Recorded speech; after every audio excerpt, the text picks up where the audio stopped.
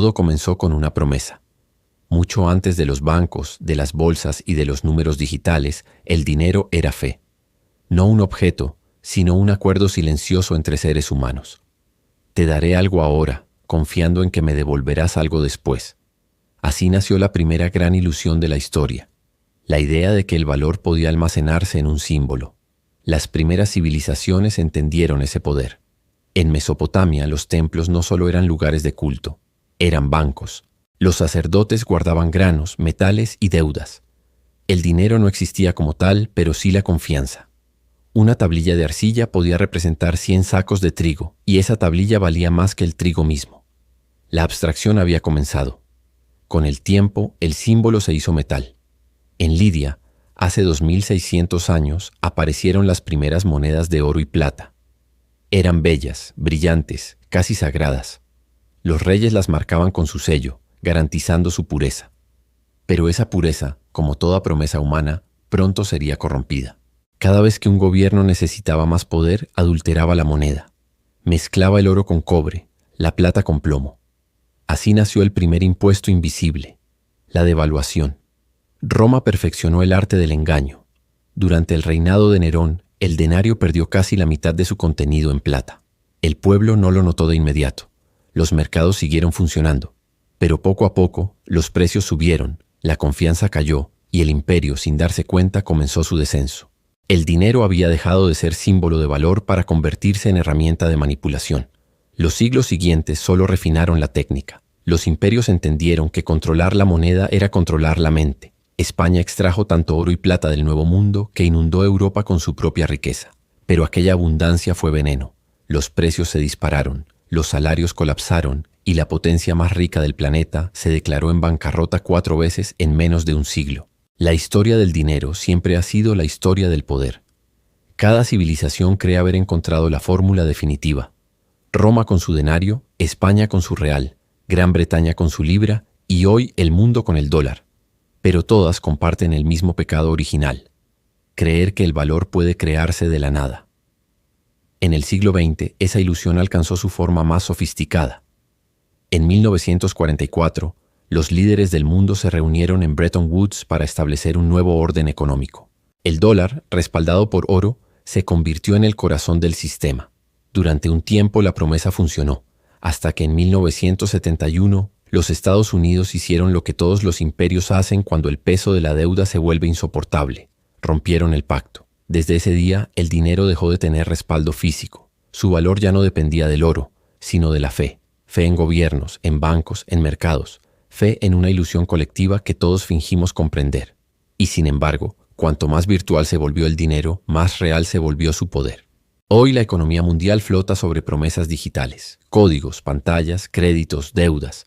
Cada cifra es una oración silenciosa. Esto aún vale algo. Pero la historia, implacable, siempre castiga las promesas vacías, porque toda vez que el hombre ha creído dominar el valor, ha terminado esclavizado por él. Y lo que nació como símbolo, con el tiempo, se convierte en cadena. Cuando los reinos comenzaron a perder su poder sobre el metal, los bancos lo heredaron.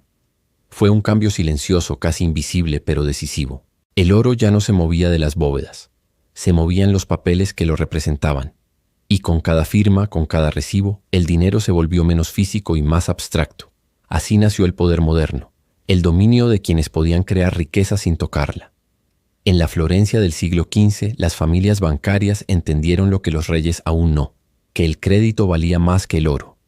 Los Medici financiaron guerras, papas y catedrales sin empuñar una espada. Su escudo 5 esferas doradas sobre fondo rojo era más temido que cualquier ejército. Controlaban no solo el dinero, sino el tiempo. Adelantaban el futuro a cambio de interés. Aquella palabra, interés, se convirtió en el nuevo nombre del destino.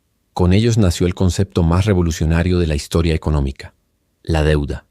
Un préstamo podía mover ejércitos, construir imperios o destruirlos. Cuando un rey necesitaba dinero para una guerra, no acudía a Dios, acudía a los banqueros. Y cuando no podía pagar, los banqueros decidían quién gobernaba. La corona ya no se sostenía sobre fe ni linaje, sino sobre préstamos. En el siglo XVII, Ámsterdam tomó el relevo. Allí surgió el Banco de los Países Bajos, el primero en emitir papel moneda respaldado por confianza institucional. Fue el modelo que inspiró a Londres, París y Viena. Los mercados de deuda se convirtieron en los nuevos campos de batalla. La guerra ya no se ganaba con cañones, sino con tasas de interés. La historia de los bancos es también la historia del control. Con cada crisis, el sistema se hacía más fuerte. Cuando los pueblos se rebelaban contra los impuestos, los gobiernos respondían con más deuda. Y cuando la deuda se volvía impagable, los bancos rescataban a los gobiernos, imponiendo condiciones. En apariencia era cooperación, en realidad era sometimiento. En 1694 se fundó el Banco de Inglaterra, el primer banco central moderno. Nació para financiar la guerra contra Francia, pero su función verdadera era otra: garantizar que el Estado nunca quedara sin dinero. A cambio, los banqueros recibieron el poder de emitirlo. Desde entonces, el dinero dejó de ser creación de los reyes. Pasó a ser creación de las deudas. Cada libra emitida era una promesa de pago, una línea invisible que ataba a la nación a sus prestamistas. Durante los siglos siguientes, la red se expandió.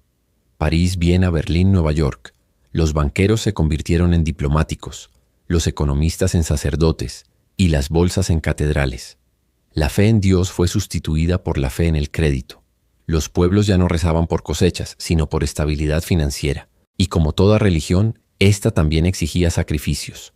Las crisis eran sus rituales. 1720, la burbuja del Mar del Sur. 1873, el pánico de Viena. 1929, el derrumbe de Wall Street. Cada catástrofe limpiaba el sistema y lo reconfiguraba, como si la destrucción fuera parte del diseño. Los bancos quebraban, sí, pero de sus cenizas surgían instituciones aún más grandes. Las monedas morían, pero los acreedores sobrevivían. Así se forjó la edad de los bancos, un imperio sin fronteras ni ejércitos, gobernado por la deuda. Un poder que no necesitaba coronas, solo balances. Los reyes desaparecieron, pero sus tronos fueron ocupados por nombres invisibles. Rothschild, Bering, Morgan. No gobernaban países, gobernaban el flujo. Y quien controla el flujo, controla el destino. Los siglos pasaron, pero la estructura permaneció. Los bancos centrales se convirtieron en los árbitros de la economía global. Sus decisiones podían elevar o destruir naciones con un simple cambio de tipo de interés. Nadie los elegía, nadie los juzgaba, pero todos dependían de ellos. Así comenzó la segunda gran ilusión del dinero, la ilusión de la estabilidad. Y en esa calma artificial, el mundo creyó haber domesticado al caos. A comienzos del siglo XIX, la humanidad descubrió que podía comprar el futuro. Ya no bastaba con poseer oro o tierra. El verdadero poder residía en controlar las promesas. Así nació el imperio más extenso y silencioso de la historia, el imperio del crédito. Un orden invisible donde cada sueño, cada guerra, cada gobierno y cada ser humano quedarían unidos por el mismo hilo: la deuda. El crédito transformó la esencia de la economía. Durante siglos la riqueza se había medido por lo tangible: campos, metales, recursos. Pero con la revolución financiera, el valor comenzó a flotar. Un préstamo bien redactado podía crear riqueza de la nada. Las casas de bolsa se convirtieron en fábricas de promesas, y las promesas en instrumentos de poder. En Londres, el corazón del sistema, los bonos del Estado se convirtieron en el nuevo oro. Cada guerra británica, cada expansión colonial se financiaba con deuda. El imperio no conquistaba solo con barcos y cañones, sino con letras de cambio. La libra esterlina, respaldada por el prestigio de la City, se convirtió en la moneda del mundo. La deuda británica se consideraba más segura que el oro mismo. Y el crédito, esa palabra que en latín significa creer, se volvió la nueva religión del planeta. Pero toda fe necesita un altar. Y el altar del crédito era el mercado. Allí se sacrificaban las esperanzas de los pueblos a cambio de estabilidad. Los países pedían prestado para crecer, las empresas para expandirse, los ciudadanos para sobrevivir. El crédito era la sangre que hacía circular la economía, pero también el veneno que la mantenía esclava. El siglo XX heredó ese sistema y lo llevó al extremo. La Primera Guerra Mundial fue la guerra de los préstamos. Los bancos americanos financiaron a Europa entera, y cuando los cañones callaron, la deuda seguía viva. Alemania, estrangulada por las reparaciones, imprimió dinero hasta que una barra de pan costaba millones de marcos. La inflación devoró la sociedad, y de esas cenizas nació el resentimiento que incendiaría el mundo una década después. Los Estados Unidos emergieron como los nuevos acreedores del planeta. Wall Street reemplazó a Londres como capital del crédito global. El dólar se convirtió en el nuevo patrón, y los bancos americanos en los arquitectos del siglo. Pero el crédito, como toda droga, exige dosis cada vez mayores. Lo que comenzó como instrumento de desarrollo se convirtió en mecanismo de control. Cada crisis revelaba la misma verdad. La deuda no se paga, se renueva. En 1929 la burbuja de los mercados estalló. Los bancos cayeron, los ahorros desaparecieron, las fábricas cerraron. Y sin embargo el sistema no murió. El crédito fue reanimado con el mismo artificio que lo había destruido. Más crédito. En 1945, con la creación del Fondo Monetario Internacional y el Banco Mundial, el imperio del crédito alcanzó su forma definitiva. A partir de entonces, ninguna nación volvió a ser libre en sentido absoluto. Los países no conquistaban con armas, sino con préstamos. América Latina, África, Asia, regiones enteras fueron encadenadas a deudas eternas disfrazadas de ayuda. Cada dólar prestado era una orden, cada interés, un recordatorio de obediencia. Las decisiones políticas dejaron de tomarse en los parlamentos. Se tomaban en las salas de directorio.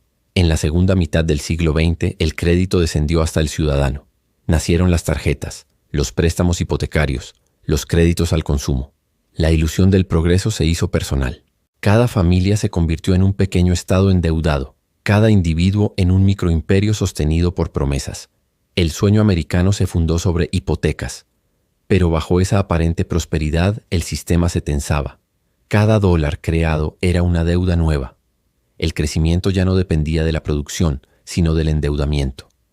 El planeta entero se convirtió en una pirámide sostenida por confianza. El crédito había colonizado la mente humana, y nadie notó que la promesa de libertad había sido escrita con tinta de servidumbre. El siglo XX no solo perfeccionó la deuda, la convirtió en una industria.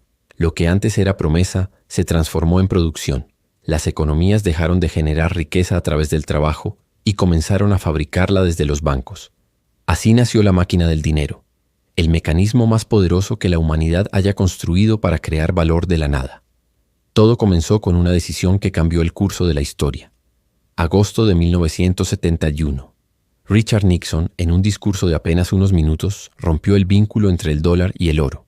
Desde ese instante, el dinero dejó de ser una medida de valor y se convirtió en un símbolo flotante. La fe reemplazó al metal. Los gobiernos podían imprimir tanto como quisieran, y los bancos podían multiplicar ese dinero aún más a través del crédito. El patrón oro, que durante siglos había limitado la ambición humana, fue reemplazado por un patrón más peligroso, la promesa ilimitada. Las prensas se encendieron y el flujo comenzó. Dólares, yenes, libras, francos. Todas las monedas del mundo se convirtieron en papel sin ancla. Lo que había sido una economía real se transformó en un océano de liquidez. Pero esta máquina tenía su lógica, su propia respiración. Cada crisis exigía más inyecciones, más deuda, más expansión. Los bancos centrales, como dioses modernos, aprendieron a manipular los ciclos del mundo con una sola herramienta: la tasa de interés. Un pequeño movimiento de porcentaje podía elevar o hundir civilizaciones enteras. En los años 80, los Estados Unidos inauguraron la era del consumo infinito. Las tarjetas de crédito se convirtieron en llaves del paraíso. Las familias compraban casas, autos, futuros. Cada compra era un voto de fe en el sistema. La televisión repetía un mantra: gasta hoy, paga después. Y así, la máquina siguió girando. Los bancos privados, respaldados por los bancos centrales, descubrieron la alquimia perfecta: crear dinero a partir de deuda. Por cada billete depositado podían prestar 9. El dinero ya no era una reserva, era una multiplicación matemática. La economía mundial se convirtió en una pirámide de confianza donde todos debían creer para que el milagro continuara. En los años 90, con la globalización, la máquina se hizo planetaria. Los flujos financieros se movían más rápido que los barcos, más invisibles que los ejércitos. Las fronteras dejaron de importar. Los bancos centrales coordinaron su música como una orquesta.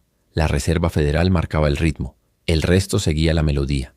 Los países que intentaban desafinar, como Argentina en 2001 o Grecia en 2010, eran aplastados por el peso de su propia deuda. Y sin embargo, el mundo parecía próspero. Los rascacielos crecían, las bolsas batían récords, los gobiernos prometían estabilidad eterna. Pocos se atrevían a preguntar: ¿de dónde sale todo este dinero? La respuesta era tan simple como aterradora. No salía de ningún sitio. Era creado por decreto, impulsado por crédito y mantenido por fe. Cada burbuja era más grande que la anterior. La burbuja tecnológica, la inmobiliaria, la bursátil. Cuando una estallaba, otra nacía de inmediato, alimentada por el mismo aire. El sistema ya no necesitaba crecer para sobrevivir, necesitaba inflarse. Los bancos centrales se convirtieron en doctores de emergencia que curaban el exceso con más exceso. Y entonces llegó la crisis de 2008. Durante semanas, el mundo entero contuvo el aliento. Bancos que se creían eternos colapsaron en días. Las pantallas rojas reemplazaron a los discursos optimistas. Los gobiernos, aterrados, activaron la máquina al máximo. En un mes se imprimieron más dólares que en décadas. Y el sistema milagrosamente sobrevivió. Pero el costo fue invisible. La realidad perdió su precio. El trabajo dejó de tener relación con el valor. Los activos subieron, los salarios se estancaron y el dinero, esa promesa que debía unir a la sociedad, comenzó a dividirla. Hoy, la máquina del dinero sigue girando, más rápida, más silenciosa, más voraz. Alimenta mercados, guerras y sueños. Pero cada giro la acerca más al límite de su propia creación, porque nada que crece sin freno puede escapar del colapso. Y cuando el humo se disipe, la humanidad comprenderá que la máquina no imprimía riqueza, solo imprimía tiempo. El siglo XXI comenzó con un espejismo. Las ciudades crecían, los mercados rugían y el dinero parecía infinito. Los gobiernos prometían prosperidad perpetua, los bancos hablaban de innovación y las masas, fascinadas por las pantallas, creían vivir el amanecer de una nueva era. Pero en realidad, estaban entrando en la era de las burbujas, un tiempo en el que el aire valía más que la materia y la fe, más que el trabajo. Cada burbuja es una historia de amor entre el deseo y la negación. Todo comienza con una promesa. Esta vez será diferente. Esa frase se ha repetido en todos los idiomas y en todos los siglos. Los tulipanes en Holanda, las minas de oro en California, los ferrocarriles en Inglaterra, las .com en Silicon Valley. Siempre igual. Primero la fascinación, después la codicia. Finalmente, el olvido. A comienzos de los años 2000, Internet se convirtió en el nuevo El Dorado. Miles de empresas nacieron sin producto, sin beneficio, solo con una idea y una página web. Los inversores, hipnotizados por el brillo digital, compraban sueños como si fueran ladrillos. Cuando la burbuja explotó en 2001, billones de dólares se evaporaron en semanas. Pero la lección no duró. El sistema, en lugar de frenar, aceleró. Poco después, los bancos encontraron una nueva mina: la vivienda. Una casa para todos, decían los anuncios. El crédito se ofrecía sin límite, las tasas eran bajas, los precios subían cada día. Millones se endeudaron convencidos de que el ladrillo nunca caería. Pero lo que estaban construyendo no eran hogares, sino castillos de arena. En 2008 la marea subió, y todo se derrumbó. La crisis financiera no fue un accidente, fue el resultado natural de la era de las burbujas. Los bancos habían vendido ilusiones empaquetadas en nombres técnicos, derivados, CDOs, hipotecas subprime. Instrumentos diseñados no para crear riqueza, sino para multiplicar el riesgo. Cuando el mercado colapsó, los gobiernos intervinieron. Pero en lugar de castigar a los culpables, los rescataron. El mensaje fue claro: la burbuja puede morir, pero la máquina debe vivir. Y así lo hizo. De las ruinas del 2008 nació una burbuja aún mayor, la de la deuda global. Para salvar al sistema, los bancos centrales bajaron las tasas a cero y comenzaron a imprimir dinero como nunca antes. Los mercados se inflaron otra vez. Los ricos se hicieron más ricos y la clase media más frágil. Las economías dejaron de reflejar producción, reflejaban especulación. En la década siguiente la fiebre volvió, disfrazada de modernidad. Criptomonedas, startups, inteligencia artificial. La nueva generación creyó haber roto la historia. Pero lo que estaban repitiendo era el ciclo eterno de la ilusión. El activo cambia, la psicología no. La avaricia sigue siendo la misma. Cada burbuja tiene un lenguaje propio. En los cafés de París se hablaba del ferrocarril, en los bares de Nueva York, del Nasdaq, en los foros digitales, del Bitcoin. Pero todas compartían una misma melodía, la creencia de que el valor puede crecer eternamente. Y esa melodía, como todas las canciones humanas, siempre termina con silencio. La era de las burbujas no es solo económica, es espiritual. Las sociedades han aprendido a vivir en la expansión constante. Más consumo, más crédito, más crecimiento. Las crisis, en lugar de sanar, se convierten en excusas para crear nuevas burbujas. y cada una exige más fe que la anterior. Hoy, el mundo vive rodeado de precios que ya no significan nada. Acciones, criptomonedas, arte, bienes raíces, todos inflados por una liquidez que ya no tiene raíz. Lo que era un mercado se ha convertido en un espejo. Un espejo que refleja el rostro de la civilización moderna, sonriente, confiada, al borde del abismo. Las burbujas no destruyen el sistema, solo revelan lo que el sistema realmente es. Una respiración de aire antes del colapso. Ningún imperio cae por falta de oro. Cae cuando se quiebra la fe que le daba sentido. Roma se derrumbó cuando su moneda dejó de inspirar confianza. Francia, cuando su pueblo dejó de creer en su rey. Y el mundo moderno, hoy, se encuentra al borde del mismo precipicio. Porque la economía global ya no descansa sobre producción, sino sobre una creencia frágil, que el sistema siempre sabrá salvarse a sí mismo. Durante décadas, los gobiernos y los bancos centrales repitieron el mismo conjuro: confíen. Confíen en los mercados, confíen en las instituciones, confíen en el dinero. Y durante un tiempo funcionó. Las pantallas verdes reemplazaron la duda. Las tasas bajas disimularon la fragilidad. Los discursos de estabilidad llenaron los vacíos de la realidad. Pero el conjuro tenía fecha de caducidad. La pandemia de 2020 fue el punto de inflexión. En cuestión de semanas, la maquinaria global se detuvo. Los países imprimieron más dinero que nunca, prometiendo rescates, estímulos, subsidios. El sistema sobrevivió, pero a un precio. La inflación regresó, los precios se dispararon y el valor de las monedas comenzó a evaporarse. La gente empezó a sospechar que el dinero ya no representaba trabajo, sino humo. La confianza, una vez dañada, no se repara con decretos. En 2023, los primeros signos del colapso se hicieron visibles. Protestas contra el costo de vida, huelgas masivas, fuga de capitales, bancos regionales en quiebra. Los gobiernos hablaban de ajustes temporales, pero el pueblo ya no escuchaba. El contrato invisible entre ciudadanos y Estado, ese pacto que sostiene toda civilización, comenzó a romperse. El problema no era solo económico, era existencial. Durante generaciones la humanidad había confiado en que el sistema financiero era racional, lógico, predecible. Pero cuando las reglas se torcieron para salvar a unos pocos a costa de millones, la ilusión se desvaneció. La clase media, el gran sostén del orden moderno, sintió la traición. Las promesas de estabilidad se transformaron en resentimiento, y entonces comenzó el éxodo silencioso. Inversores retirando su dinero, ciudadanos comprando oro, criptografía, tierra. La confianza, ese oxígeno invisible de la economía, empezó a agotarse. Los bancos, ante el pánico, limitaron retiros. Las instituciones, temiendo el caos, aumentaron el control. Cada medida para restaurar la calma solo alimentaba la sospecha. Los medios hablaban de volatilidad. La gente hablaba de miedo. En las calles, las conversaciones ya no giraban en torno a inversiones o crecimiento, sino a supervivencia.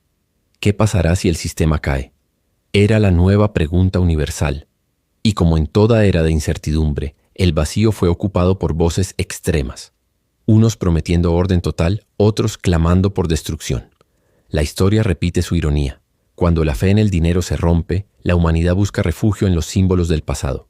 Las monedas físicas regresan. El trueque resurge en las periferias. Los gobiernos intentan imponer nuevas divisas digitales para controlar el caos, pero la desconfianza ya es viral. La gente no cree en los números, cree en lo tangible: comida, agua, tierra, energía. La ruptura de la confianza no se ve en los mercados, se siente en los gestos cotidianos. Comerciantes que no aceptan billetes, familias que esconden ahorros bajo tierra, empresas que se niegan a invertir. Todo parece seguir igual en la superficie, pero el pulso está roto. La economía mundial sigue respirando, pero su corazón late fuera de ritmo. Y en el fondo, todos lo saben. Cuando el dinero deja de representar valor, la sociedad deja de representar orden. La confianza es el hilo que cose la civilización. Sin ella, todo se deshilacha. Así comienza el verdadero colapso, no con explosiones, sino con el silencio del desencanto. La era de la fe económica toca a su fin. Y la historia paciente se prepara para comenzar de nuevo. Cuando la confianza desaparece, el dinero deja de ser una herramienta y se convierte en un recuerdo. La civilización moderna, que durante siglos creyó en los números, despierta en un mundo donde las cifras ya no significan nada. Los billetes pierden su valor en cuestión de horas. Los precios cambian entre la mañana y la noche, y los bancos, aquellos templos del orden, se vuelven fortalezas cerradas. Así comienza la edad del caos, el tiempo en que la economía se transforma en supervivencia. Todo colapso tiene una melodía. Primero la confusión, luego el miedo, después la rabia. Las ciudades, antaño símbolos de modernidad, se convierten en laberintos de escasez. Los mercados vacíos se llenan de rostros incrédulos. Las pantallas que antes mostraban cotizaciones ahora muestran cifras rojas interminables. Los gobiernos hablan de reformas urgentes, pero sus palabras ya no mueven los precios ni los corazones. El dinero, sin fe, se desintegra como papel mojado. En algunos países, el caos adopta forma de inflación brutal. Los salarios no alcanzan ni para un día. Los productos desaparecen. La gente corre a los supermercados no para comprar, sino para cambiar su dinero antes de que pierda sentido. En otros, el colapso es más frío, más estructural. Las transacciones se congelan, los sistemas digitales fallan, las divisas se derrumban unas contra otras. Los bancos centrales, incapaces de contener la marea, imprimen aún más, repitiendo el mismo error que provocó la caída. En medio de la confusión, surgen nuevas monedas locales, improvisadas, efímeras. Barrios que imprimen sus propios billetes, comunidades que crean sistemas de trueque. La humanidad retrocede siglos en cuestión de meses. El comercio vuelve a lo esencial: pan, energía, medicinas. Los lujos desaparecen, el tiempo vuelve a medirse en horas de luz y kilos de trigo. Pero el caos no se limita a la economía, también se infiltra en el alma. La sociedad, fragmentada por décadas de desigualdad, busca culpables.